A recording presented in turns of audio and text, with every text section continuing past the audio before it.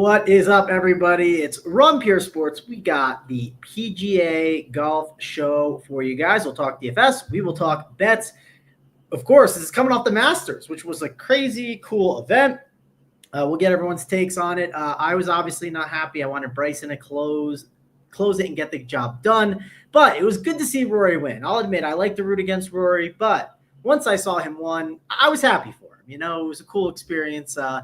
I know Big T's got the Rory picture hanging up somewhere over there. I know he's a big Rory guy. I don't know. Stats a big Rory guy, but Big T, we'll go to you first. How'd you feel about the Masters? Yeah, I was a lot like you. I was rooting for Bryson out of the gate. Definitely thought, after 2 holes, he had the lead. After he started 2 back, gets the lead. He just never had it. He just wasn't very good. And as a Bryson guy, I didn't love his after interviews too, whining about Rory not talking to him. And, oh, I was close. I know I can do it. Yeah, no shit, you were close. You were in the lead after 3 holes, so of course you could win. I like it when guys just go up and say they didn't have it, they played bad, they'll get them next time. I like that. So even as a Bryson guy, that was a little disappointing. And I wasn't rooting for Rory. I didn't have hardly any Rory, no bets on Rory. But like you said, after he won, I felt good for him. He's had, 11? I think they said 11 chances to hit that career Grand Slam, which once a year is all he had a chance at it, obviously. So, and he struggled, and I don't know. I felt good for Rory for sure. So, lost money. Definitely wasn't a good week for me, DFS-wise or bets-wise, but I did feel good for Rory, and it was a great tournament. It was fun to watch. I had fun sweating it down the stretch. Maybe it was I didn't have any, like, big bets in the mix either. I had all losers pretty much last week with my mid-tier, but I sat back and just enjoyed the golf from a fan perspective, which I don't usually do. I usually have at least some form of sweats, and I had a bad week fantasy-wise. I'll admit it. I had sweats till Sunday because on my 100 teams, I had 100% Bryson, and then I had 50% Connors and like 48% Shane Lowry. So I had a really good setup. So I was sitting good, hoping for a nice close. Stats, we'll go over to you. You had a busy weekend. You were the people don't know, but Stats was chasing some tail at the UFC event. He was having a good time. So, Stats, tell us about the UFC weekend. Tell us about the ladies, of course, how that went, and what did you think of the Masters? That's a lot, man. We could probably do a whole hour show, but we're here for the hour show, Stats. We don't have to talk the RBC Heritage. We'll talk this. I think Tony's in. Listen, we had a great time. It was JBC, myself, Third and Schlong. We, amongst others, Sully. We had a pretty nice crew over watching the UFC fights in Miami, and then that went post the fights. We had VIP tables over at 11 with Rick Ross performing, and Volkanovski was kind of his party. Volkanovski was there, and who's in the VIP section with us? But Carson Beck is in our is on our table, hanging out with us. So. And there was that got interesting. I won't get into that now, but that was fun.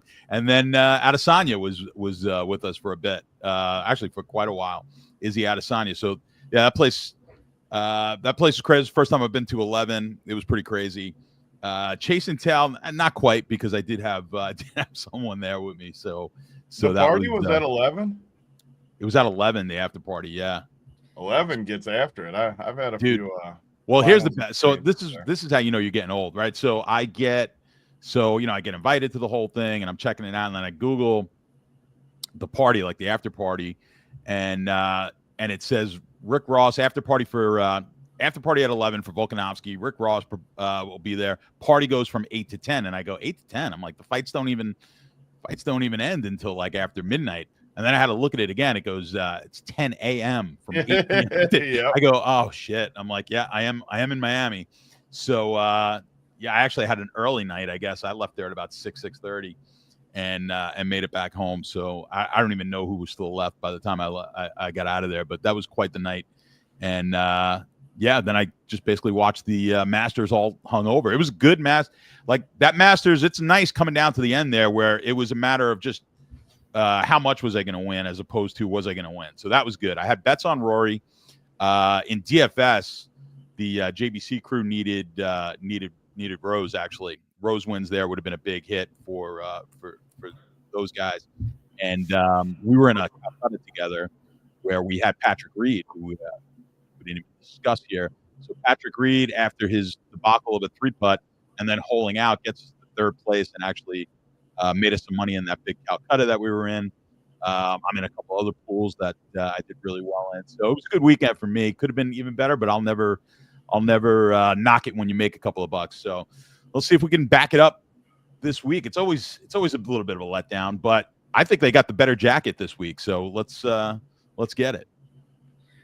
Yeah, we'll dive in. We'll talk about the golf. Of course, we got Uncle T in the chat. He says Bryson over Morikawa, which, yes, we are Bryson guys here for sure. Tony, I did want to tell you, I'm getting a haircut on Friday. How excited are you about that? That was something you said when we got on pre-show. You're like, I'm sick of seeing your long hair. I'm getting a haircut, but I haven't decided. Do I go really short or do I go and keep it still long, Tony?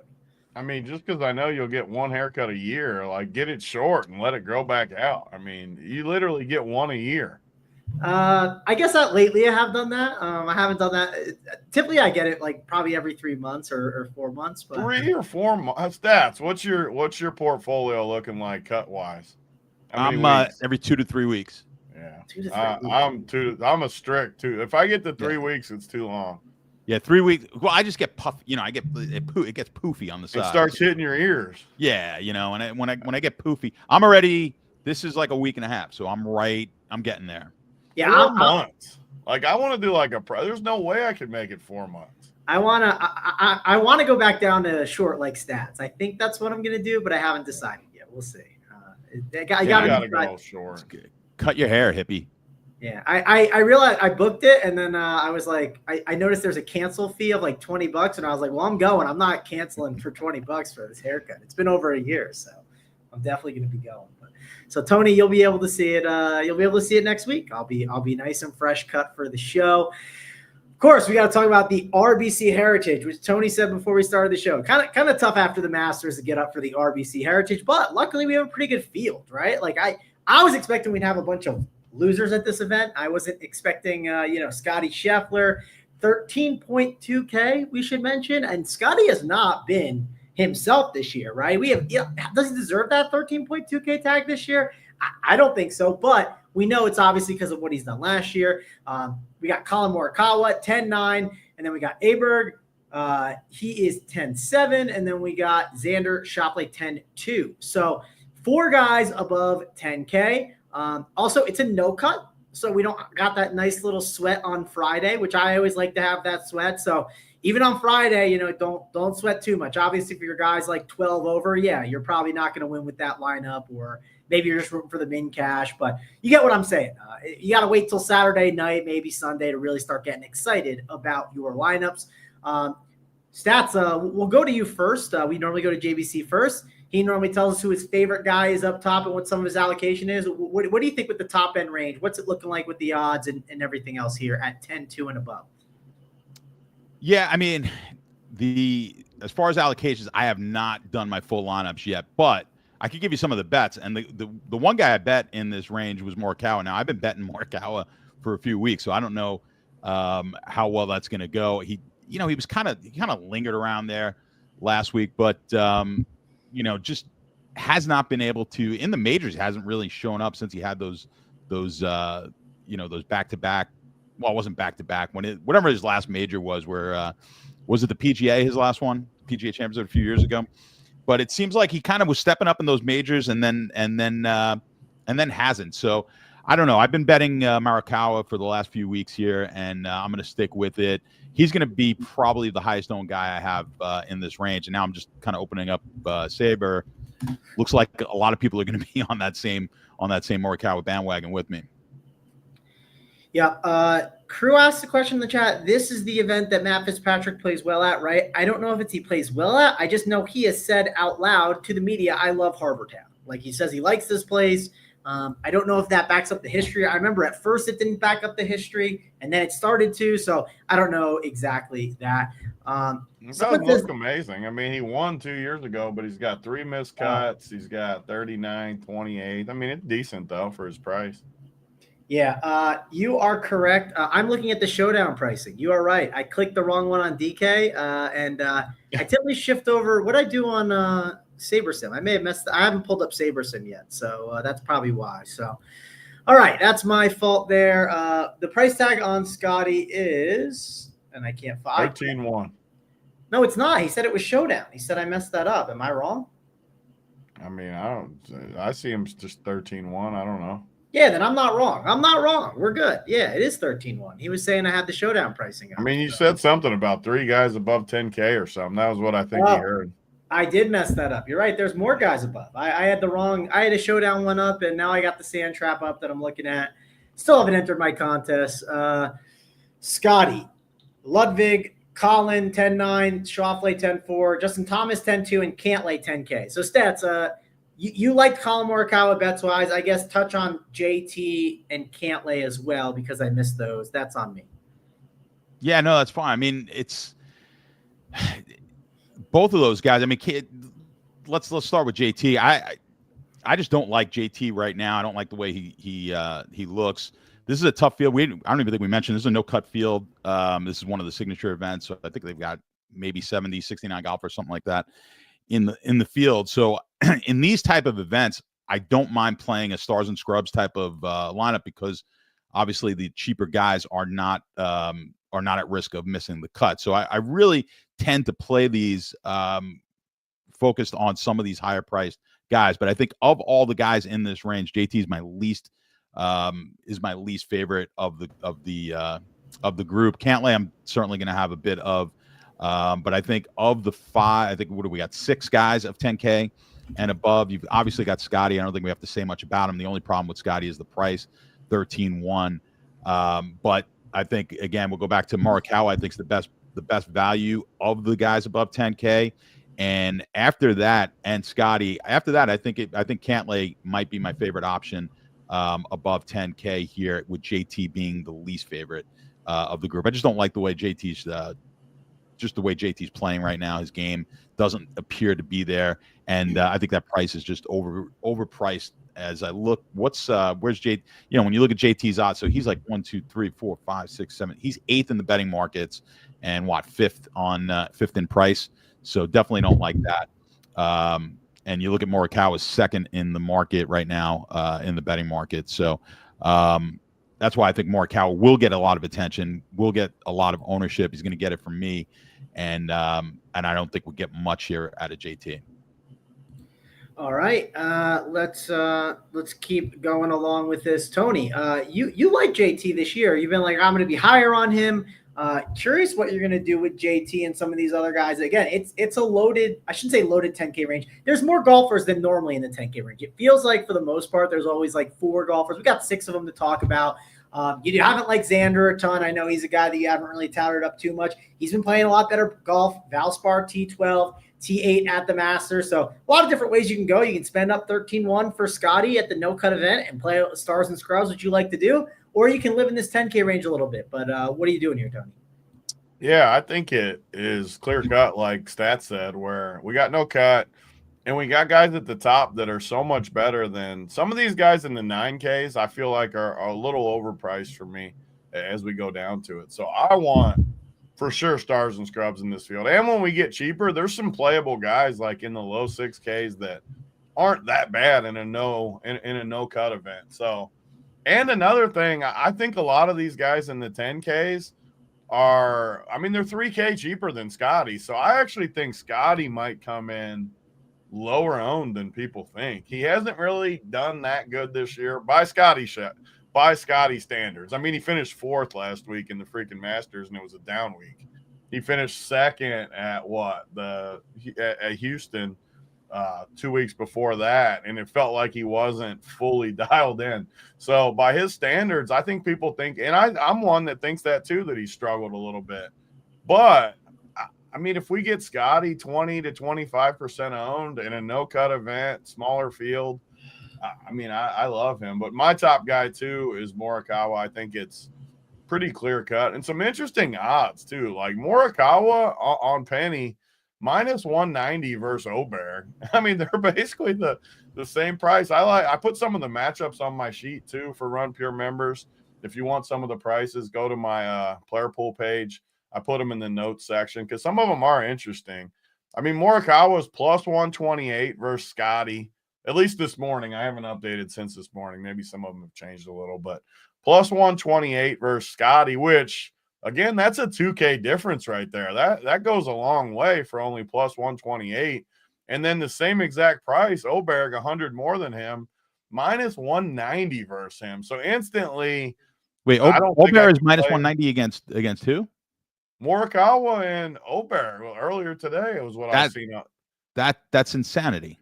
That's what is it not there anymore? I don't know. Which book had that? Penny. It was the Sharp book on top of it. Really? Let's double check because I couldn't believe it when I saw it. Unless because Morikawa is favored over Aberg on Penny in the betting still market. 190. So you could get Aberg minus one. What's Morikawa? What's his line? Minus 190. Aberg's plus 153. Oh, okay. No, okay. You had it that. I thought you had it the other. I thought it was I have Morikawa favored but that's for the same price.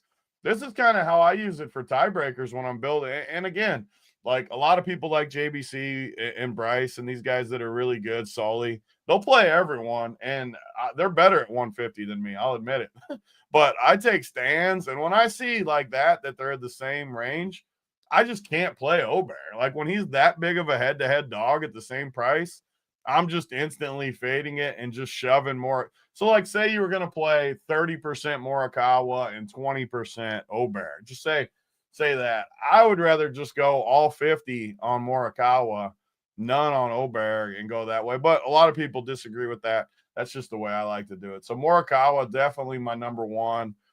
And Scotty's going to be my number two, which I actually think, like I said, I think he comes in lower owned than people think. Another guy, too, that I like is Cantlay up here. I'm not a huge Cantlay guy. He hasn't played great lately either. I mean, one top 25 in the last 2 months. But at this course, I mean, this is a crazy history. 6 top 7s in his last 7 runs around here.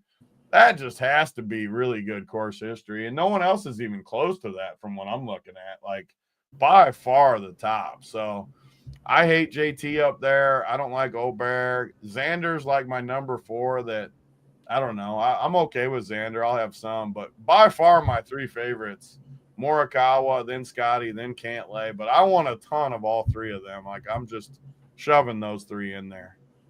Yeah, I will say with Cantlay, these are the events he crushes. Like the majors doesn't seem like he ever crushes, but these like second tier events that are always like really good. Like, I don't know, like they have like name recognition. It feels like he crushes that, like the RBC Heritage. And so he's definitely someone to look at. Yeah, I don't got too much else to say up top. I guess Stats, give me your favorite guy up top. Who you got? Yeah, the favorite guy is definitely Morikawa in this plus 10K range. But I mean, I get what you're saying about Scotty there, and he's going to be my number 2 choice as well.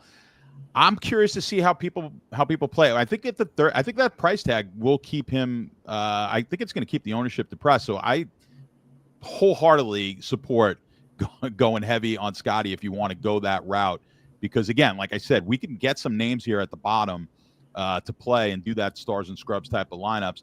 I don't think you're ever hurt with Scotty. You said it. I think early in the year, I think actually he was just coming back a little bit. He was not himself in the first few tournaments. I mean, he's almost a lock to be a top 5. I mean, it's crazy. So I don't even know if top 5 gets you there, but I have no problem if you want to kind of take the Scotty, get over the market, get in the 30% on Scotty. I'm good with that. And yeah, you're right. That's how we look at a lot of these. We're looking at the head-to-head matchups and also just to win, certainly with the top guys. And you'll see those disparities. And that's why I just like Morikawa way more than Aberg. And you like Aberg. You said it. You play a lot more. You play a tighter. You pay less in your pool typically. We like to spread it out a little bit more, but even with that strategy, you do want to take some stands now and again. And for me, I like going, like we said, if I thought the combined of these guys were going to be 40% in the market, then I'd probably want to be somewhere around 75% of that ownership be on Morikawa with 25 on Aberg. Love that. For sure. Tony, give me your top guy up top. I mean, for sure, Morikawa, Scotty. But again, like I'm telling you, you put Scotty in there and you put anybody in the 9 or 10Ks with him, I mean, you're down to nothing. I'm not going to be shocked at all. I wouldn't be stunned if he even came in below 20. I know the sites don't have it right now. It's really hard to play him if you want other good guys in there. It's not hard for us because I think there's some good values in there. But for normal, like casual people, I think he's going to be underplayed. I do. And one of these weeks it's going to fully click too, and he's just going to roll. So, I mean, I want to be above on Scotty. He might honestly be number one because Morikawa, I agree that Morikawa is the best play for sure. He's my top play, but I think he's going to be everybody's top play. Where Scotty, if you have to pick one, which I don't think you have to pick one for the record, I think you can easily play 2 studs with the guys at the bottom and no cut. We just saw our boy Club Cam Cole last week wins all the money because he played 2 or 3 cheapies on every team. So, like, you can definitely do it. And I don't know. The more I look at it, the more I think Scotty might even be my number one, just with the way the ownership's shaking out. If you play Scotty, you're left with 7, 3, 8 for your last 5 spots. If you decide to put Morikawa in there as well, you're left with 6, 5 for your last 4 spots. Which is what Cam won all the money with, that same build. And that was with a cut. This week we got no cut. Yeah, so I do think going stars and scrubs makes a lot of sense. I will give you ownership for this range. I agree. So Scotty, we currently have at 26%. I agree. I think that gets lower, and it could trend down to like lower 20s, maybe the teens. We'll see. But I think lower 20s is more accurate. Then we got Morikawa, the highest owned in that range at 32%. The lowest owned guy is Justin Thomas, 10%. That's that range. We talked about it a lot. Wasn't as quick as normal. Let's get to the 9K range. We got Tony's boy, Corey Connors. We got Shane Lowry, Jordan Spieth, Tommy Fleetwood, Victor Hovland. I know Victor Hovland's been playing a little bit better golf. We make fun of him a lot on this show, but what did he end up finishing at the Masters? He finished T21. And, of course, he had that win at the Valspar. But anyways, stats. We'll go over to you. 9K range. Feels like an expensive range, but I think there are some guys we'll like. Who are some of the guys you're interested in? Yeah, I mean, I think this range is actually going to be – I think this is where people are not playing. So, I mean, if you do want to be the contrarian, we were just touting the stars and scrubs, which is how I will be playing it. But if you want to kind of go contrarian and kind of leave out some of the stars here, this range I think is going to be a little bit more depressed as far as ownership goes. I don't necessarily agree with the strategy, but if that's the route you want to take a little, some contrarian plays, I think this is the range. We're looking at what are we looking, 9K and above? You're talking about with Victor Hovland being the lowest that you're. Yeah. So the whole 9K range, which to your point, you just said it kind of feels like the 8K range, typical most weeks where we're like, don't really want to play too many of these guys. You know what I mean? Like it kind of feels that way ownership wise as well. Yeah, I mean, it does. But you've got, in this group, I think a couple of the guys that stand out. I mean, Russell Henley, grab his odds. So he's like 6th in the market, in the betting market, and down at 9,700. So I think that's a really strong play and probably the one that I'm going to be focused on. And again, I don't necessarily advocate having too many lineups where Russell Henley is going to be your highest salaried guy. But I don't know if I wouldn't mess around if I was playing a big cheap EP and I was hand building like a dart throw in there, if I wouldn't necessarily go that route because everyone else is going to be going with these, at least one guy in the 10K range and a lot of guys cheaper. Maybe play a mids lineup and highlight it, and kind of your anchor guy being a Russell Henley. I think Henley's strong here, and he's going to be undervalued, underowned, I think, overall. All right, Tony, 9K range. When I look at some of the ownerships, I don't think I see any guy at 10%. The only one that is going to be at 12%, there's 2 of them actually, Corey Connors and Russell Henley. The rest are all looking to be lower in that single-digit range. So there's opportunities to be contrarian here. And, of course, we talked about how yes, it is a no cut, but it's hard to get Scotty, right? And like all these other guys in this range, it obviously would be a unique build if you do play some of these 9K guys, Tony, especially if you play two of them. What are you doing with this range? Yeah, it's tough for all the reasons you guys are laying out and stats talking about it, where these guys are a significant drop off to me from the guys above. And I know some of the odds, especially with Henley and Connors, are right in line with some of the bottom of the 10K guys, which that's why I think they'll get some ownership. But just skill wise and just thinking about it, like, is Cantlay and JT, I don't even like JT, but JT, Morikawa, these guys, are they the same tier as Russell Henley and Corey Connors? I mean, they're just better, in my opinion. They're just better overall golfers, more history, more skill to them. But I think you have to play some. And honestly, I'm going to put the top two in that same bucket of like studs, where I want two studs on all my teams, but some of the low 9Ks I just can't get there with. Like Spieth, I just can't. Jason Day, I mean, he just feels overpriced. He also feels like a guy coming off the Masters that could just be a letdown a little bit. You know, he really amps up for the Masters and stuff like that. Been around. Major withdrawal threat always too. I just don't like him. Hovland, I'm not ready to get on Hovland yet. But the top of the range, I mean, Connors and Henley. Connors has just been awesome. We talked about it 2 months ago. Now's the time to play Connors. He went 3rd, 6th, 8th, 18th, 8th. I know he stunk on Sunday. Still got 8th in the Masters. Still playing good golf. Not the thing that shocks me a little bit with Henley and Connors, though, their history isn't great here. Like Henley, I feel like this is a Henley course, but he's missed 3 out of the last 6 cuts here. 4 missed cuts in his last 9. He's only got 1 top 10. I feel like it checks out more. So the more I like look at this range, Connors has played great, but he hasn't been great here either, really. So I don't know. A lot of times I feel like I'm so chalky at the top, how I build my golf, and then I get a little more creative as I go down. And I wish I could argue with stats and like have some 9Ks that I wanted to like go crazy with. But say Connor, I do think Connors and Henley will be between like 12 and 15%. I'm okay going in line with that, where I'm somewhere in that range, like 15, 20%. But these other guys, I just can't get to. I mean, Fleetwood, I can play Fleetwood too. I take that back. I can definitely play Fleetwood. He's the type of guy in an event like this too, where I could see him popping off in an event like this. But I don't know. I don't like the 9Ks, honestly. I just like those other guys way more. And I don't think a lot of people are going to play 2 guys above 10K. The way it sets up, I just don't see it. I think a lot of guys are going to play a stud and then an 8 or 9K guy and then down. So I think I'm going to actually be contrarian, where I play 2 studs and just take my chances. I like it, Tony. Let's get to the 8K range. Sepp Straka kicks it off at 8.8K, even in a loaded field. Sepp Straka has been playing good golf and finds a way to get up here.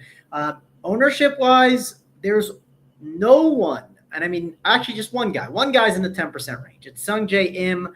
I thought Aaron Rai was in that range, but he is 7.9, who we will talk about. He'll be big chalk. But 8K will probably be a fast range. I know Minwoo Lee is in this range. Justin Rose, who almost won the event. We got Daniel Berger, who I think has had some success here as well. The lefty, Robert McIntyre. Stats. Who are some of the bets and plays you're looking at in the 8K range? Yeah, I mean, the guy I like a lot, I already bet, is Sepp Straka. Another guy I've been on quite a bit this year. I'm really looking at this. This is it's a small greens. I'm looking for guys who are just striking the ball well, especially on shots gained on approach. Actually similar to what I was looking for last week at Augusta. And Straka had a really good week. Straka was one of the best shot gained approach last week at plus 1.8 in that stat. So I do like Straka here at the 8,800. And I'll be overweight there on Sepp. Just looking at some of the other guys. I mean, you go down, you've got Berger. That's another guy I did bet in this range. So I do like, I like me some Berger. Just see, I guess that sounded, it could go a different way. I do like a Berger, but Daniel Berger is when you look at the odds, you got Straka as like 10th choice, 12th choice is Berger. Those guys are they're not priced according to where the betting markets are right now. So I just think you need to be overweight those two. You got Minwoo Lee down here, who is another guy I've kind of been on a bit. Let me see what his stats were last week. He just kind of fell apart at the end last week. I had him in a couple of things, so I was kind of keeping my eye on him. But yeah, even in the betting markets, he's way down. So that's a guy who I think will have probably the lowest ownership in this group. I'm just kind of, Justin Rose. I think a lot of people they'll be off of him just for the hangover that he's going to have after the Masters. That was playing in a playoff there. I think a lot of people are going to want to fade that. So if you want to be contrarian, I don't particularly love Rose here this week. But for me in this range, I think it's Straka and Berger, maybe a bit of McIntyre as well that I like down here. And I guess Sung J M is another one that guys will be playing, but Sung J M I'll have him significantly lower, I guess is a decent way, probably than Straka and Berger, but M will probably be my third choice. I'm going to really focus and push those two guys though in my builds. All right, Tony. Let's talk about the 8K range. If you are going stars and scrubs like you've discussed, I doubt you're able to access these guys too much. But maybe you can find a little bit of allocation, or as the tout industry says, a sprinkle of some Minwoo Lee at this event. Yeah, I mean, it's tough with the build. If you play two studs, you're not going to be able to play a 8K range, and I'm okay with it honestly because a lot of this range is just dead for me. I mean, there's no way I'm playing Sung Jae's just been so bad. He finally had a good week last week, but man, he's been terrible. He has been good here though. Four top 21s his last 4 years. I like that, but man, he's been bad. Maybe he found something last week though, so I might talk myself into him a little more than I thought. But for me, it's Sepp, who let me down last week, hurt my feelings last week. He battled on Friday to make the cut and then just died the last, 1 or 2 holes to miss the cut. And Berger, but again, like I'm just falling in line with all this chalk, which maybe Sung Jae, but Sung Jae is going to get ownership too. And honestly, I'm just okay not playing a ton of this range. The more I'm thinking about it, like if you get Straka and Berger somewhere around 15%, I mean, it's just too much for me, I think. I don't know. I do like Straka a lot, though. He's played good golf, 2 top 5s his last 3 years here. Man, maybe it's just flop lag a little bit for me, too, because Straka, I was so confident in Straka last week, and it hurts your feelings when you're super confident on people, and then they let you down. But Berger's due for a breakthrough, too. I mean, has anyone played sneaky good golf better than him this year? I mean, he's got 2, 4, 7 straight top 30s. Pretty good history here. Berger might be the play. Like Berger, he's due to pop all the way through, too. Elevated event here. I think I can go heavy on Berger in this range. And he's low enough in the 8Ks where maybe on a build like, say, Morikawa Cantlay, I mean, what would that be? If you had Morikawa, Cantlay, Berger, you would have, I mean, you're 7K still. So absolutely, I could play a build like that. Two studs plus Berger. Again, though, it's just more chalk for me. I don't see any of these low-owned guys that I like Bobby Mack. I don't see him here that much. Wyndham, no. Minwoo, I love Minwoo, but not this week. This isn't a Minwoo course. Mav McNeely, definitely can't play Mav. I mean, some of these odds with Mav, I mean, Berger is minus 144 versus Mav, minus 124 versus Denny. Sung Jae's minus 134 versus Day, who's in the 9Ks. I know it's only a 400 difference, but nice little favorite over Jason Day. So I guess my rankings would be Berger number 1, Straka number 2, Sung Jae number 3, which again I think was similar to what Stats said. So wish I could argue more, but I'm kind of in line with him again here. Yeah, Tony, I don't know if you know this, but yesterday was National McDonald's Day, so maybe it is Berger's time. Maybe it's the National McDonald's Day. It's when it came out, man. I don't know. Are you McDonald's guy, Tony? No, you're more Chick-fil-A. I'm definitely not a McDonald's guy. I do not. Every once in a while, I'll get it for the kids because the kids like it. But man, I do not enjoy McDonald's. Anything is better than when you made me have Skyline chili with you. I gave it a shot. And McDonald's is better than Skyline? Yes, Tony. Skyline. I got to Stats. I got to get your take on Skyline. You didn't even get like this. Didn't you get something different anyways? You didn't even get like. I got the spaghetti crap you got, the stuff you got. I got it. You said I'd like it. It was like spaghetti and taco sauce stuff. And here comes all the Kentucky people in the chat. Stats, what's your take on Skyline? McDonald's is better than it. I have not had Sky. I can't comment. I have not had it. No, that's a part of the country I haven't been too much. When I started with you guys, I asked about the Sky because I thought for years I've said I'm like everyone's got like these regional like what they're known for. Nothing sounded worse than like chili on top of spaghetti or whatever they do. I'm like that sounds like the worst regional thing, and it sounds like something I don't need to necessarily go to the region to get the best version. But I have not tried it yet, so I can't totally knock it. Just from the sound of it, it doesn't exactly sound like. We need to get you up here for like a Reds weekend or something when we don't have that much going on. We need to get some. I'm definitely down for that.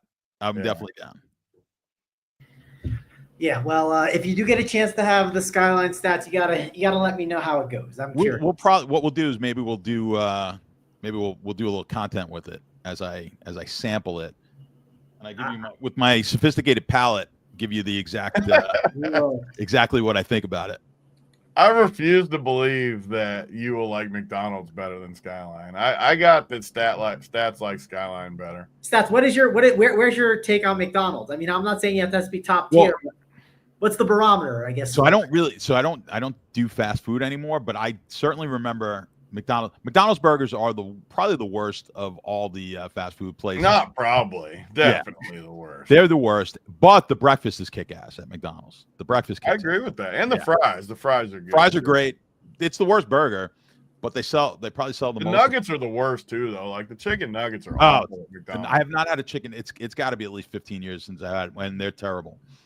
Terrible. I don't know if you're actually eating chicken nuggets when you're eating those nuggets. Well, all the fast food places are like that, though. You're not actually eating whatever it is. There's no part of the chicken that looks like a chicken nugget. You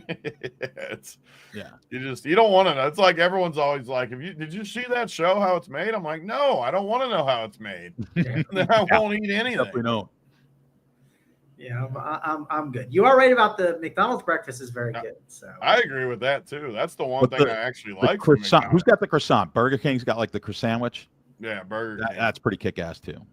I've never had that, but this is like Rubio Dime's wet dream, man. Talking about fast food. Rubio has the worst. He has worse food takes than even JSU, who has bad food takes. Oh yeah, Rubio's got the worst takes for when it comes to food. But definitely. If you ever Stats on the NASCAR show, if you ever want to stumble upon talking food with Rubio, it's pretty awful. He'll talk about someone recently suggested a conversation came up. A bunch of guys. I was actually New Orleans right before the Super Bowl. They were talking about who's got the best burger, and someone suggested Culver's, which I had never been to, and I have a Culver's right here. I'd never been to it, so I went, and I'm like, I don't know about you guys who've been there. It wasn't all that great. I've never even heard of Culver's. Yeah, I think it's a Wisconsin thing. I'm not sure. It's a Wisconsin thing. I actually have one here, and I haven't been. I don't know. It doesn't sound appetizing to me. I actually like In-N-Out. In-N-Out's one of my favorites. By the way, Travis, yesterday on the baseball show, which you didn't watch, the conversation came up that DC got the tour of your whole house, but somehow the room was blocked off. You didn't let him have the full tour. I mean, I was super curious what was behind the door. It wasn't blocked off, but like the door happened to be closed. I mean, it wasn't like it was. But he got the full tour. You don't like say, here's the bench, here's the you just totally. I let you do a show from my room. From my bedroom? I let you do a show from my room. I don't know. He didn't ask to go in. He said you wouldn't let him. He said it was strictly taped off to where he was curious. The whole show was wondering what was behind the door. You guys know DC. He exaggerates shit all the time. He tries to. Mango was afraid he was coming in there with a black light. I'm super curious what was going on. I couldn't wait to ask. No, there's just a bed in there. there. It's nothing fancy, and then a closet. So it's pretty normal. Not a lot going on in there. So I did tune into the end of the show for a little bit. I didn't catch that part though, so it was towards the beginning when they were doing the promotion. Everyone had to say what they thought was behind the door. Oh, okay. Were there good guesses? There were some decent ones in there. Were they in the Discord chat or were they in the YouTube? No, it was in the YouTube chat. Okay, I didn't. That means I didn't get that. I can't read them then, so never mind. All good. All right, let's get to the 7K range where this will start getting interesting because I think we need value plays this week, right? We have a lot of studs we want to kind of spend on. I'm seeing Aaron Rai at 26% owned, which seems crazy at 7.9K. Now, I know Aaron Rai has been playing some really good golf. I want to see how he ended up finishing at the Masters. Okay, he went T27, but he's played good golf overall. 7.9. Denny McCarthy, he's another guy at 7.9 there. And then there's a couple other guys that are getting some ownership, right? Like an Akshay. We know he always kind of every week when you quote these SaberSim percentages, I make fun of you. Aaron Rai, 26%? I'm just saying. Is that what Saber says? Seriously? It's what Saber says. There is literally no chance. Don't kill the messenger. I mean, you can. He's going to be high. I'm not saying he's not going to be high. There's 26% though. 26 is really high for sure. I hope he's not super high stakes or something. I hope he's not because I'm going. I'd like to be over. I'd like to be well over.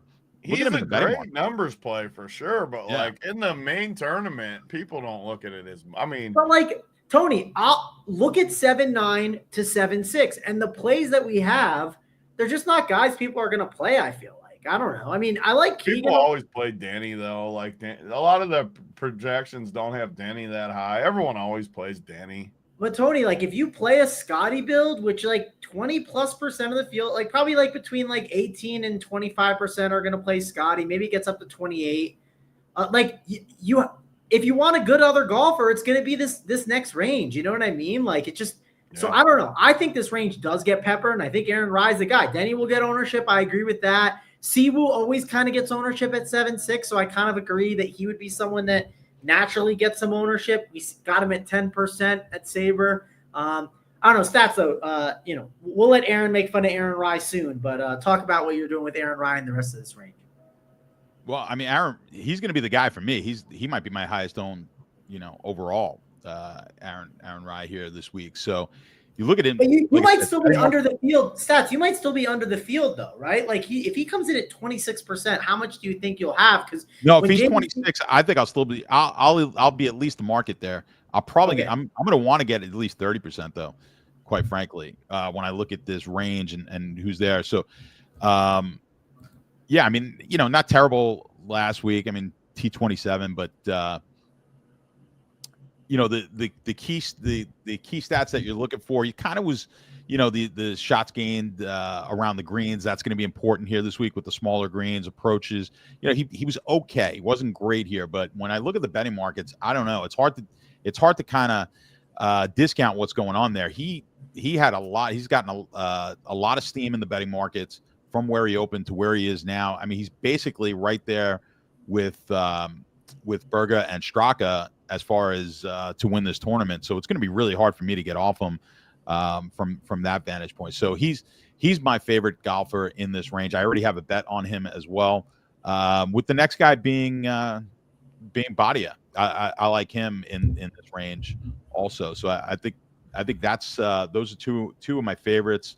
I also bet JT Poston. So I like Poston. I think he has won here before. He loves this golf course. He said it sets up really well for him. So I think that's another guy down in this range that I'll be high on. I've got I don't have a body. I don't have Badia this week. I don't believe in my bets. Let me see. It gets confusing to remember everything. I don't. But yeah, I got Rai for sure is one of my favorites to win this week. And if I had to pick one golf at plus 4,500, if you had to make one bet, I think he's the bet to make this week. But I like Poston at the plus 7K also in the betting markets, and I certainly like him in DFS. All right, Tony, it's time to make fun of Aaron Rai and what you think about this 7K, 7.6 to 7.9 range. Yeah, no, it's not making fun of it because I think he's a good play. I just don't think he comes in like 25%. That's just crazy. But I think he's a good play. He's the irons too. Like he's known for his irons, and this is an irons course where it just seems to profile perfect for me. So I totally agree. I mean, if you did tell me that you know for sure he's going to be 25, I would want to be under on it still, even though I like him. I like him a ton. I don't think that I draw the line a little bit as we get into cheaper guys like him that I think that's too chalky, but I want to be somewhere in there like 25, 30%, which I think will be like double the field. I think he'll be between 15 to 20 in that range. And then, but higher stakes, he could definitely get steamed even higher. But I mean, honestly, the most interesting guy for me in this range is JT Poston. What Stats was saying, how he loves the course. So I always like to look at recent form plus course history. It's just what I like to look at. Lately, he's made 8 straight cuts, but no top 15. So do I consider that like really good form or mediocre or bad even just because he doesn't have any top finishes in 8 events? I don't know. I think it's kind of like a safe play, but what gets you over the top, like Stats said, he loves the course. 4 top 8s in the last 6 years here. So that checks all the boxes, like making sense. So if he's playing solid golf this year, no booms, but he's made 8 straight cuts and he loves it here, that seems to me like a time to really pop off and really get to the top. So he's actually my favorite in this range. I liked him before, but I like him even more after what Stats was talking about. Yeah. With these, with golf in general, I mean, and you got to have a decent amount of sample size, but I think it's so important, like course fit and course, just the mentality. I mean, you're a pretty good golfer. 100%. I mean, just the game is so mental. And when I hear a guy just embrace a golf course, that just, it gives me more reason to want to play that guy. It's, I mean, look, Tiger loved everything, but it's Tiger at Augusta. It's like, yeah, you never not play him there. Freddie at Augusta, you saw, I mean, the guy's 65 years old, still loves the golf course. Like these guys who just have an affinity for certain courses, you don't want to fade those guys. I mean, I totally agree. And it just makes so much sense. And then you put it all together. Everything in DFS is putting the puzzle together, what you need to do. He talks about how much he likes the course. You see 4 top 8s in the last 6 years. You see a little bit of a pivot off of a guy like Rye in the same price range. It just all kind of adds up, even though, I mean, JT Poston's going to get ownership too. It's not like I'm saying he's going to be 5% or something. He's not. But I just think he's a really good play. And you look down, like Mangone said, in the builds I like, when you're playing 150 teams especially, which I'm sure not a ton of people are, but I just think you're going to have to go through this range and play a bunch of these guys. It's the way it lines up. If you play 2 guys up there, you're going to have to play guys in this range and above. And the good thing is I like a lot of them. And as we go down, a guy that I don't think is going to get ownership again is my boy Harman. I mean, he won 2 weeks ago. Last week, Augusta does not like profile. I know lefties are good at Augusta, but Harman's game does not really check out at Augusta.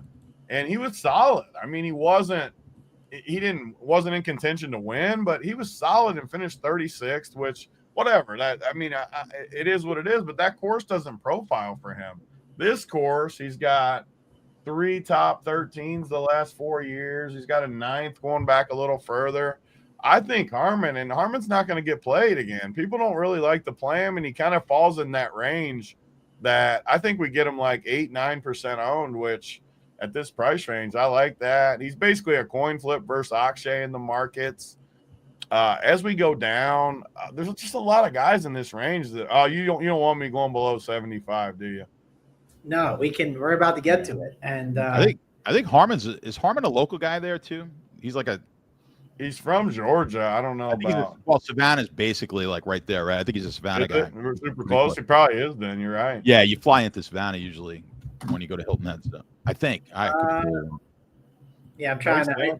I did a quick Google search to see if he somehow was. I don't know. I don't see anything on it, but I figured it would pop up if it was his like home course, when it's their home course, whatever. But yeah, Harman definitely he lines up pretty good for it. Let's get to the 7.5 range, which 7.5 to 7K. There's a lot of golfers in this range that like the prices seem shocking, right? Like Tony Finau at 7-1 is like, you don't normally see that. You don't normally see Will Zalatoris 7K. Matt Fitzpatrick 7-2 feels cheap, and Stats kind of talked about Matt Fitzpatrick. Well, he didn't talk about him. He talked about wanting guys that like the courses they're at. Well, Matt Fitzpatrick famously talked about how he loves this course, so I assume he'll be on him. And don't look now, Bud Collie, T6, T4, and T5 in his last 3 events, and now he plays here, and he is at a nice price tag, a 7.5. I was on Bud Collie the week before, and I think I'm going to ride that train. I think I'm going to go back to him here at that price tag, especially if I'm playing some Scotty builds. Stats, this range feels kind of loaded. Like, you can make a case for Tom Hogue. I think he's not a bad play. Sam Burns, I know, is always brought up by JBC with his upside at 7K and what to do with him. So a lot of golfers to talk about here, Stats. Who are some of the ones you're looking at? Yeah, I mean, I like Hogue. I think T said it before. I mean, we're looking for guys who are really strong with their iron play, and I think Hogue qualifies as that. And that's probably the reason I don't necessarily love Finau right now. I think his accuracy on a course that's going to demand you being accurate off the tee, and certainly with your irons, that's kind of getting me off Finau a bit. He could scramble, but I don't know. Do we want someone who? I never feel confident in a guy who's going to probably have to scramble for the entire tournament to get up there. So I think not really high on Finau. You mentioned Fitzpatrick. He loves the course, fits him well. He's had pretty good course history here. And he checks all the boxes for what I'm looking for. The shots gains on approach, shots gained putting. He's got great scrambling ability, and Fitzpatrick, I think he's talked about, he grew up, they did a lot of vacations in Hilton Head. So I think he's played this course quite a bit as a kid, and that's translated in his pro career. So I do like Fitzpatrick a bit here. We've got the Gala, the Gala short game is certainly fits for a course like this. I think he had a top 5, I think, here back in 22. If I'm recalling, 5 the last 2 years, 2 top 5s. Yeah, it's a couple. Okay, so he's been pretty good course history here. I think a lot of these guys are playable down in this range. David Thompson, pretty accurate off the tee. I think his irons have been getting a little bit better. He's going to get a little bit of ownership. I think he's a guy that I think we're going to see more and more good things out of. So I don't mind getting ahead of a Davis Thompson, who, like I said, will get some ownership. Bud Collie played well. What was the tournament this year? He was up there contending earlier this year. Collie, he's the guy I used to take lessons with in New York. Is actually a buddy with Collie. I think they worked together at like TPC and Sawgrass back in the day. But I think he has a strong course fit as well. Pretty good shots gained on his approach, drives the ball pretty accurately. The short game is going to be the key, I think, for Collie this week. But I'm going to have some of him. I think this is starting to get into a range where I think I like most of these guys. I think they all fit nicely if you're taking some of the more expensive options this week. Yep, agreed. Bud Collie is definitely a guy I'm going to be on. Probably Matt Fitzpatrick as well. Tony, who are some of the 7K golfers you're looking at? Yeah, just like you guys are saying, this range is almost more who I'm not playing than who I'm playing, just because you're going to have to litter this range. Even if you play 5-10 teams, you're going to have to litter this range. It's just the way. Even if you play a mid-range team, you're still going to want to be in this range, just because these are the most underpriced guys on the slate, the guys that can pop off, and there's guys that can win in this range too in here. So I'm definitely in agreement with Stats on Finau. I mean, he's 116-1. He's an underdog to see Heath and then head-to-heads, and I think he always gets some ownership. So I'm going to be off Finau. I don't like how Pendrith has looked. I'm not going to play him. Benny On, I don't think this is a Benny On course really, so I won't be on him. Michael Kim, I think Michael Kim's cooled off just a little bit from how good he was. I'm not super in love with him either. The only thing is he does profile, I think, pretty good at a course like this. Although before he started playing good, it looks like he's missed 5 out of 6 cuts here, so that maybe I will just stay off him. And my favorites though are Davis Thompson, who I liked last week. I just like how Davis Thompson profiles at a place like this. He's only played here once, I think it looks like, but I like him a ton. Harris English, I thought he played pretty good last week, finished 12th, 18th before that. He won earlier this year. He's got a lot of history here. So Harris English feels underpriced to me. Fitzpatrick too, like you guys talked about. I like him. Zalatoris is just, I don't think Zalatoris has played incredible coming back from the injury this year, but at 7K, I mean, you're getting a discount on Zalatoris. I just, at some point, the guy's just too cheap, and he's just too cheap at 7K. Same with Burns. I'm not a huge Burns guy right now, but you're telling me in a no-cut event, he's only 7K? One of these weeks, he's going to start playing better too. So I'm definitely on him. The one guy that, just looking through his numbers when you guys were talking, so Hoagie has missed 4 out of 6 cuts. I don't know, but he's finished top 5, 2 of his last 3. At the Valero, he finished 5th, which seems like a comparable event, and 3rd at the Players, 14th last week. So, I mean, if he's in that good a form, I think you have to like him. You have to lean into it. Like Stat said, a good irons player, everything profiles. So I don't know what's the deal with the course history. Who knows what was happening at the time? You never know without really digging into it. But with the way he hits the ball and the recent form, I have to like him too. So I know it sounds like a cop-out just saying I like almost all the guys in this range, but I do. I like almost all the guys in the range. Really, the only ones I'm for sure not playing are Finau, Benyon, and Pendrith are the 3 I'm for sure not. My favorites, though, just to give a little separation, number 1, Davis Thompson, number 2, Sam Burns, and number 3, I'll even do 4, Harris English and Zalatoris. Those are my 4 favorites in that range. I was on mute like an idiot. But yep, those are the 4 that Tony likes. I see stats in them talking about Collie at the Players, which he was doing pretty good there. All right, let's get to the 6K range, which if we do some Stars and Scrubs Bills, we got to kind of get some exposure to it. I know Lucas Glover, he was kind of some chalk that went poor at the Masters, did not do so well.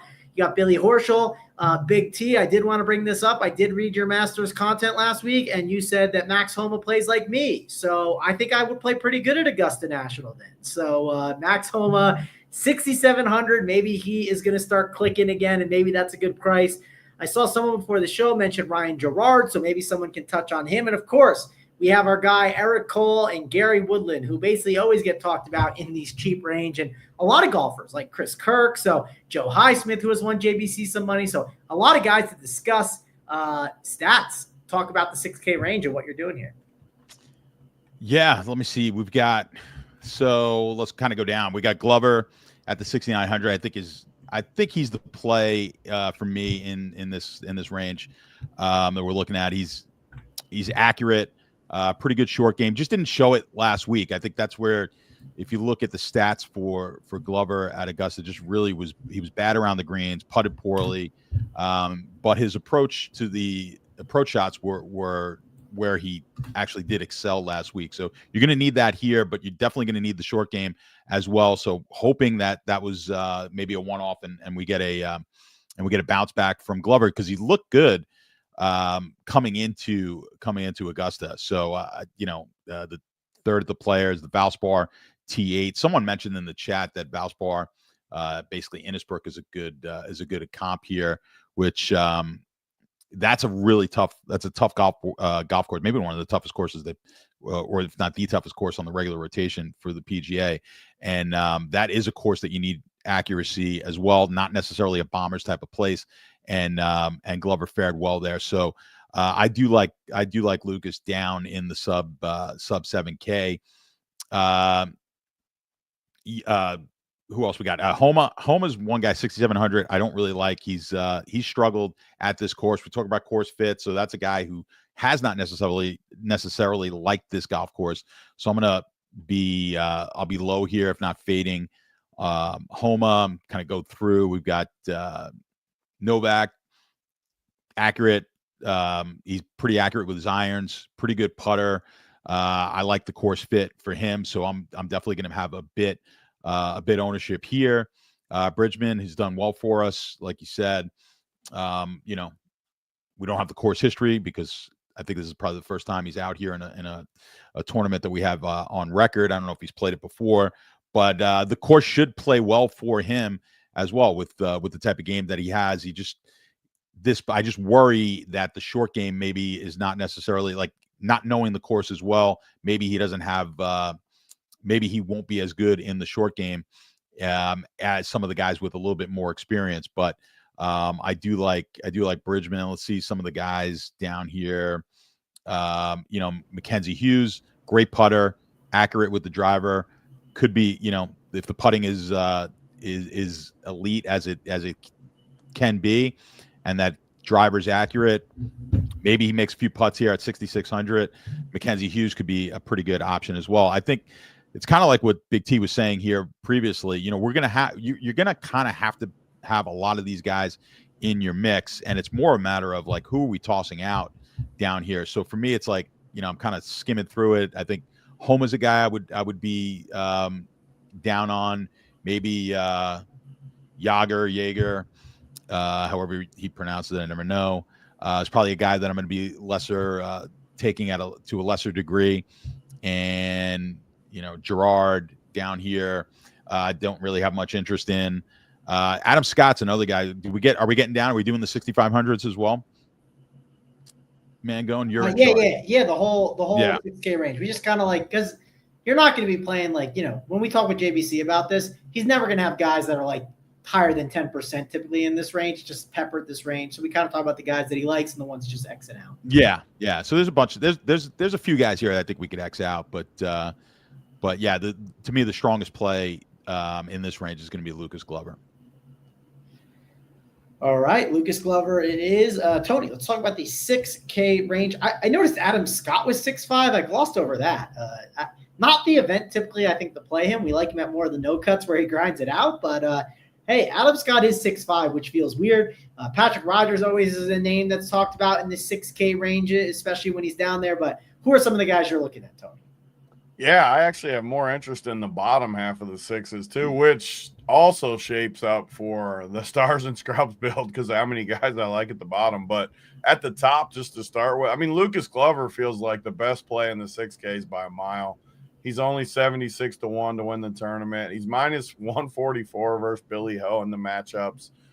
Just clearly the best upper 6Ks play for sure for me.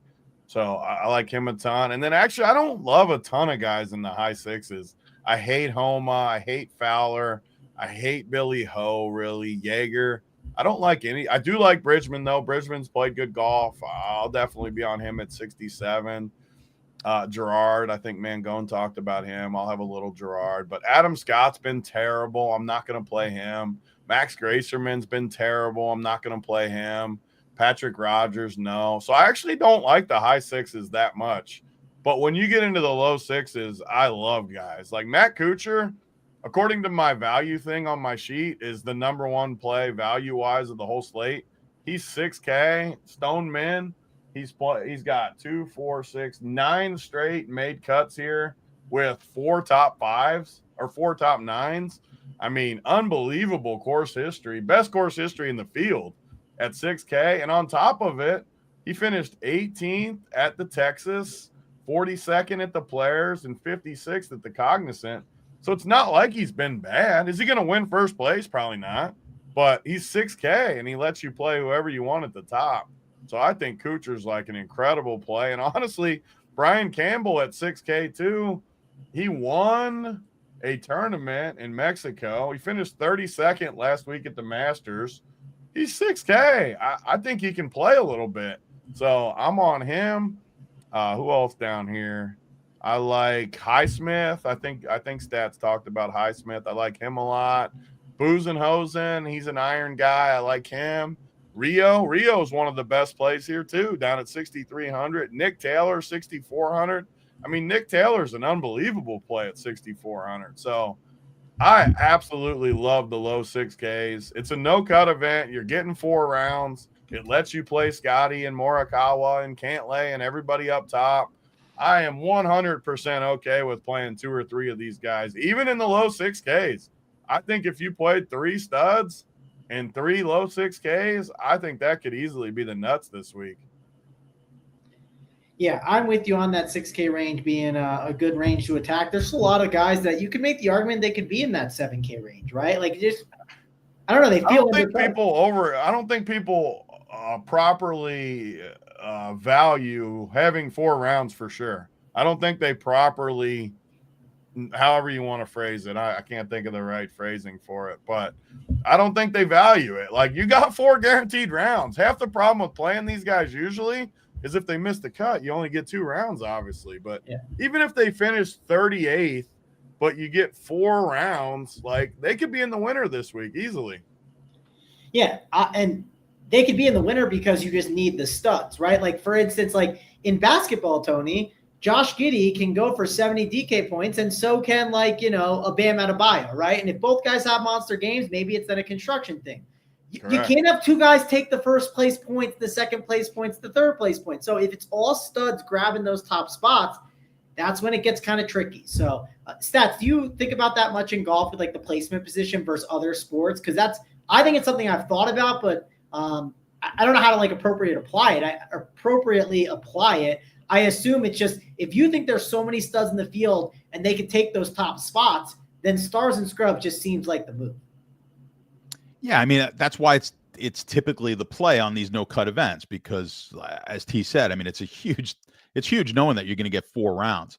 And playing some of these guys down here feels very comfortable anyway for me. I mean, I always like Kuchar. I didn't get down that low when we were when I was running it down, but I always loved Kuchar here, just because of the course history. He's comfortable here, and so I have no problem getting down to 6K and adding Kuchar. And I don't think he's going to be very owned either. So, but I think no one in the 6K range has ever owned Stats, so we don't really worry about that, I would say. Which is true, but when you talk about lineup construction, I'm not necessarily thinking about the win points, second points, whatever, outside of when I'm building my projections. But in this, it's almost like NASCAR here, where you're like, okay, you got the stars here, you got the big and then all I want from these guys, in NASCAR, are the guys who were in the 5K range. I just need someone who's going to move forward. You just get me 15, 20 points. That's all I'm looking for here. I'm not looking for, like, we don't need a top 5 out of one of these guys. A top 20 is going to be way more than enough from someone in the 6K range if you're paired with, the guy who comes first and second or something like that. So I think that's what we're looking at, and that's what makes a lot of these guys much more playable than they would be in other weeks. Yeah, I'm with you on that. Also, weather's good this week, right? There's no issues with weather, Tony. The weather looks good. As a matter of fact, it was. I'm sorry, Tony, I stepped on you there, but the weather looked pretty good. I don't think there's a big advantage from what I saw on either one of the AM PM type of splits here. So I mean, maybe there was I think a slight advantage to the AM, like Friday AM. I think the heaviest winds are going to be the Friday afternoon. But again, you've got it's a short field. It's just not a big enough advantage that I think you want to change how we're looking at these golfers. Yep, agree on that. We've been going for over an hour. We talked about everything. We got to give out our winners, and then we'll get on out of here. So, Stats, this is what we do. We typically give one guy up top and then like one cheap guy, right? Like, obviously, more of a long shot. It could be 60 to 1, 80 to 1. It could be 100 to 1. Obviously, this week your long shot could be like more like 50 to 1 or 60 to 1, just because like there's not as many golfers, right? So we basically give an expensive guy and a cheap guy. That's kind of the baseline. I know you're expensive guy, but tell the people who your expensive guy is, and then give me your cheap one as well to win the event. Yeah, well, I mean, Morikawa is probably my. I have to say that was going to be my expensive guy, and then the guy who I mentioned him earlier. I have a bet on him. I like Poston. You can get him at 70 to 1. I think it's on FanDuel. So he's plus 7,000. Yeah, but stats, this is the DK partner show, so we do not give out that number. We give out the DraftKings one. But shop whoever you want. But so who'd you get? I apologize. I'm just giving you. Yeah, I was just giving you the best line that was out there. I know you should shop, but we're the I DK can't. one. You don't have to shop. I'll give you Morikawa. The DraftKings had the best line on him at plus 1,100, so we could go ahead and grab that one with Morikawa. I like that one as well. Beautiful. Grab the Morikawa one. Snyder, I'm sure he is happy to hear that. He is probably peeling to Morikawa this week.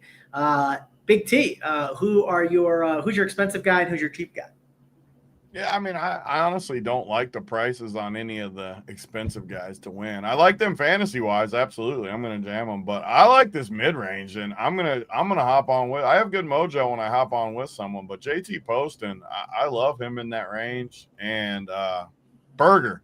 Those are the two guys I'm betting heavy this week. Berger and Poston, which honestly is going to be a little bit of a pivot off of how I build DFS, which I know stats taught me this a lot with NASCAR stuff too. Like, there's nothing wrong with building your whole portfolio DFS one way and then betting a few guys that are just better lines. And I like the win numbers for these middle range guys as far as the betting markets.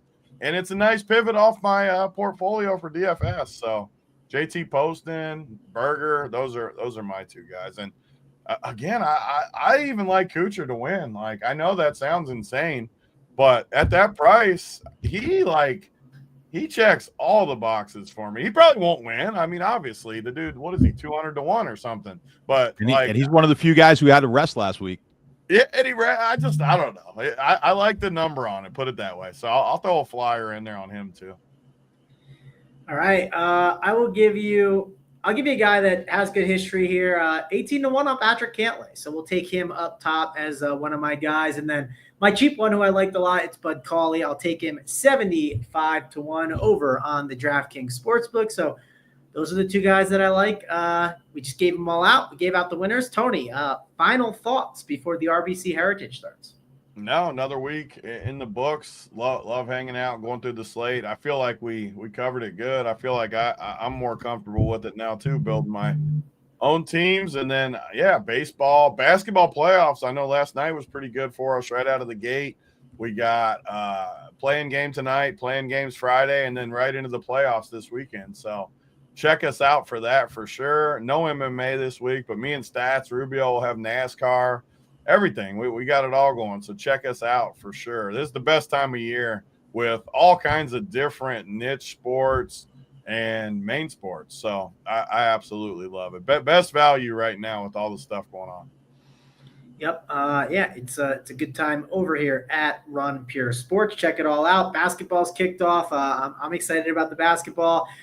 Curious to see how all the playoff seedings shake out, but we got to get on out of here. Thanks a lot for joining us on the show. For me, Mango and Stats, and Big T. We'll see you guys later.